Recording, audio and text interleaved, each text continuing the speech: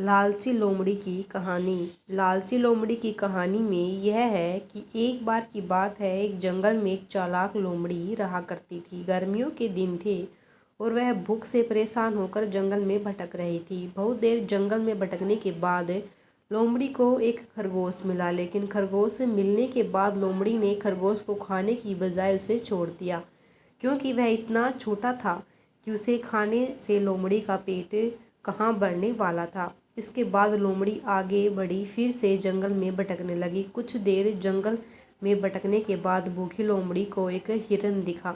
हिरन को देखते ही लोमड़ी के मुंह में पानी आ गया। लोमड़ी हिरन को पकड़ने के लिए उसके पीछे दौड़ने लगी।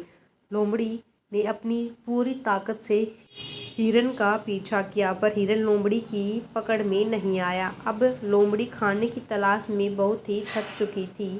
जब लोमड़ी के हाथ हिरन भी नहीं लगा, तो लोमड़ी सोचने लगी कि इससे अच्छा होता वह छोटे से खरगोश को ही खा लेती, जिसको उसने छोड़ा था। कुछ देर आराम करने के बाद लोमड़ी खरगोश को ढूंढने के लिए फिर से जंगल में भटकने लगी।